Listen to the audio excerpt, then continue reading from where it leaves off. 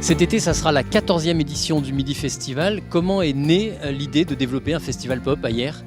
Ça s'est fait en fait sur un ennui d'été. Il y avait beaucoup de feux d'artifice, ça manquait de musique. Voilà, on a décidé de faire ça et puis on s'est dit banco, on s'est tapé dans la main, on a fait ce festival. Et dès 2006, on s'est installé à la Villa Noailles, qui est vraiment le déclencheur du festival, c'est l'ADN du festival.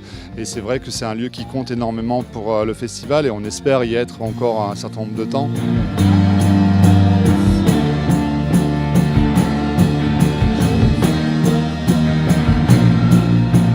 Comment on peut qualifier la couleur musicale du Midi Festival ? On parle d'un festival un peu découvreur de tendances. On découvre des groupes, parce qu'on cherche toute l'année des nouveaux groupes, mais c'est un festival pop. Depuis le début, en fait, on a cette envie d'aller vers les gens, quoi qu'il en soit. Même si on montre des programmations compliquées ou qui peuvent être même bruitistes, c'est toujours pop, ça va toujours vers les gens. Mais globalement, c'est un festival pop avec des chansons. Alors à la fois la pop musique, c'est aussi le succès. Des fois on montre aussi des gens qui font les tendances, mais qui s'arrêtent en chemin et qui sont repris ensuite par d'autres artistes qui amènent en fait ces différentes couleurs musicales. Mais c'est un festival pop clair et net.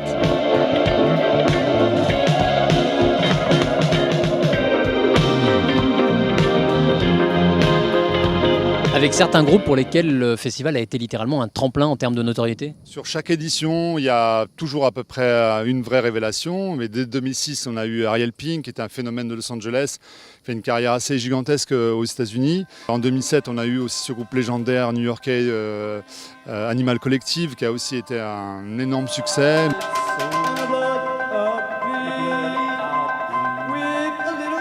Mais il y a des groupes encore plus significatifs comme Algie.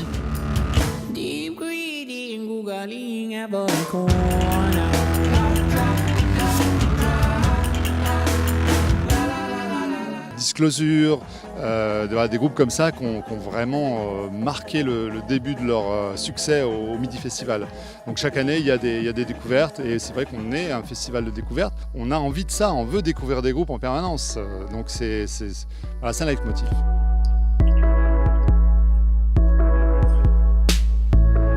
Wouldn't wake up this morning, believe me.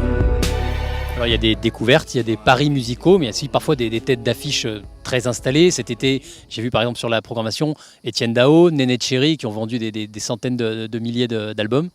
Carrément. Cette année, c'est un tournant aussi du festival. Pour la 14e édition, on fait un retour à l'hippodrome d'Hyères. Donc c'est des jauges beaucoup plus grosses avec 2 scènes.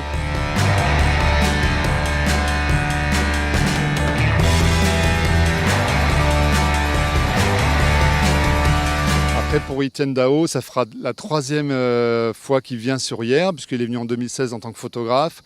L'année dernière, il est venu parce qu'il y a eu une exposition sur le parvis de la Villa Noailles de ces photos qu'il avait faites durant le festival. Photos d'ailleurs qui ont été aussi exposées à la Philharmonie dans le cadre de son exposition Dao Lempop. Donc il y a quelque chose qui se passe avec Etienne Dao, et à la fois avec Hyères et à la fois avec le festival, donc très heureux de l'accueillir. Et c'est vrai que là, on est sur des artistes comme Etienne Dao, Néné Tchéri ou même Juliette Armanet, qui sont des artistes mainstream.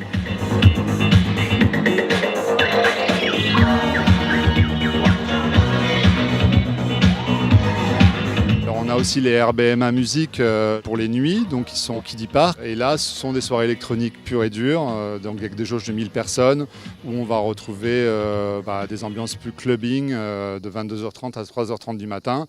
Et la scène de la Villa Noailles, qui est une scène beaucoup plus déjà intime, plus proche du public, à la fois des grandes scènes, des scènes électroniques et des scènes vraiment à taille humaine, comme c'est le cas pour la scène de la Villa Noailles.